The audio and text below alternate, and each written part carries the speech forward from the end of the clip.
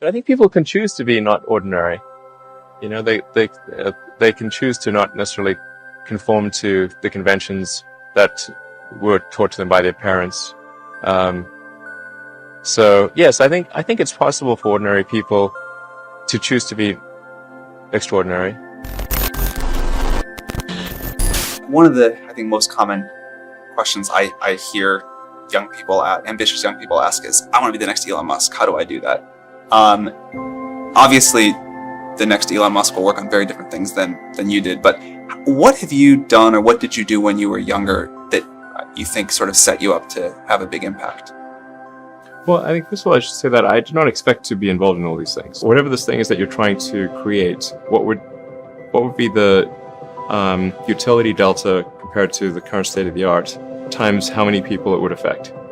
So that's why I think having something makes a big difference but affects a sort of small to moderate number of people is great, as is something that makes even a small difference but affects a vast number of people. If somebody is doing something that is useful to the rest of society, I think that's a good thing. Like, it doesn't have to change the world. Like, you know, if you're doing something that has high value to people, and frankly, even if it's like just a little game, or you know, some improvement in photo sharing or something. If it has a small amount of good for a large number of people, I think that's fine. Like, stuff doesn't need to be changed the world just to be good.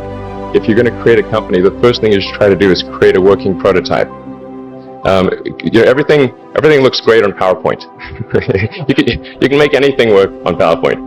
But if you have an actual demonstration article, even if it's in primitive form, that's much more effective for convincing people. You want to make something beautiful. I mean, you want to trigger whatever fundamental aesthetic algorithms are like in your brain. You have, I think, some intrinsic elements that represent beauty, and that trigger the emotion of appreciation of beauty in your mind. And I think that these are actually relatively consistent among people. I mean, not completely. Some people not everyone likes the same thing, but there's a lot of commonality. You can make yourself pay attention to why you're essentially bring the subconscious awareness into conscious awareness. God, I wish I could do that. How do you do that? just pay really close attention. Almost like a meditation on the object, trying to find the details. Like, why do I not like this? Is that what? Yeah, just look closely and carefully. Being focused on something that you're confident will have high value to someone else, and just being really rigorous in making that assessment, because people tend to. A natural human tendency is wishful thinking. So a challenge for entrepreneurs is to say, well, what's the difference between really believing in your ideals and sticking to them versus pursuing some unrealistic dream that doesn't actually have merit? And that is a really difficult thing to tell. Can you tell the difference between those two things? Right. You know? So you need to be sort of very rigorous in your self-analysis. I think certainly extremely tenacious, and then just work like hell. I mean, you just have to put in, 80 to 100 hour weeks every week. That's a lot of work. All those things improve the odds of success. Okay. I mean, if other people are putting in 40-hour work weeks and you're putting in 100-hour work weeks, then even if you're doing the same thing, you know that in 1 year you will achieve what they achieve. You will achieve in 4 months what it takes them a year to achieve. Don't just follow the trend.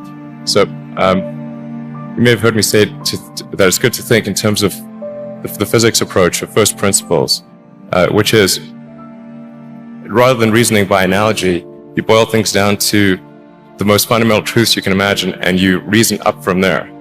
And this is a good way to figure out if something really makes sense, or if it's just what everybody else is doing. It's hard to think that way. You can't think that way about everything. It takes a lot of effort. But if you're trying to do something new, it's the best way to think.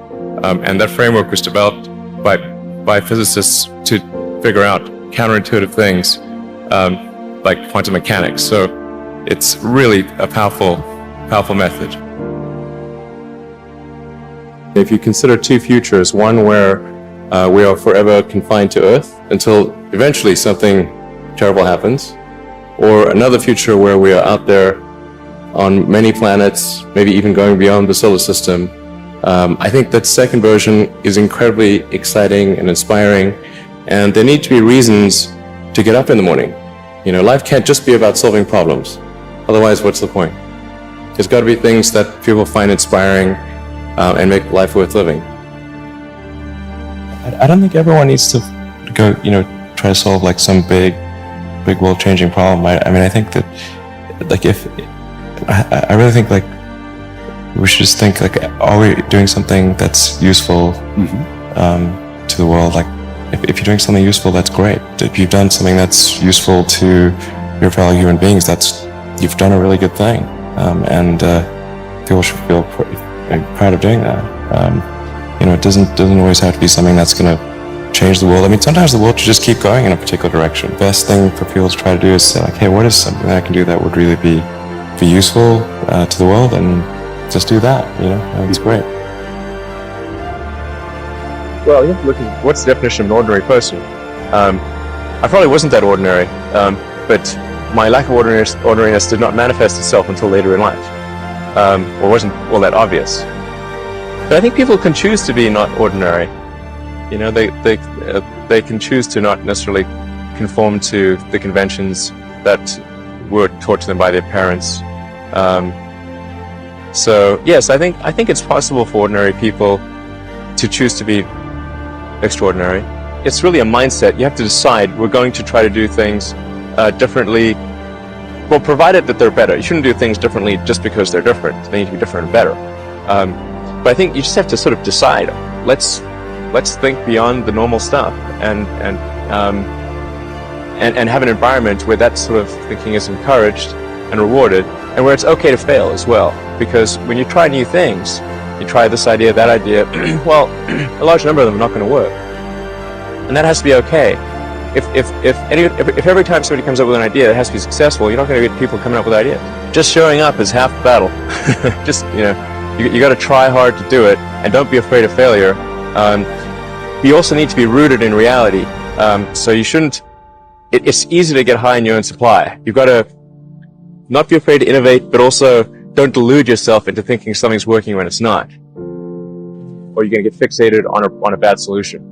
Yeah, don't be afraid of new arenas. You can get a book, you can learn something, and experiment with your hands, and just make it happen. Find a way or make a way to get something done. Always taking the position that you are to some degree wrong, and your goal is to be less wrong over time. One of the biggest mistakes people generally make, and I'm guilty of it too, is wishful thinking. You want something to be true, even if it isn't true. You ignore the real truth because of what you want to be true. If you just take that approach of you're always to some degree wrong, and your goal is to be less wrong, and solicit critical feedback, particularly from friends. Like friends, if somebody loves you, they want the best for you. They don't want to tell you the bad things. So you have to ask them, and say, really, I really do want to know, and then they'll tell you. Successful entrepreneurs probably come in all sizes, shapes, and flavors. An obsessive nature with respect to the quality of the product is very important. But even if you're the best, there's always a chance of failure. So I think it's important that you really like whatever you're doing. If you don't like it, life is too short. If you like what you're doing, you think about it even when you're not working. I mean, it's something that your mind is drawn to. And if you don't like it, you just really can't make it work, I think.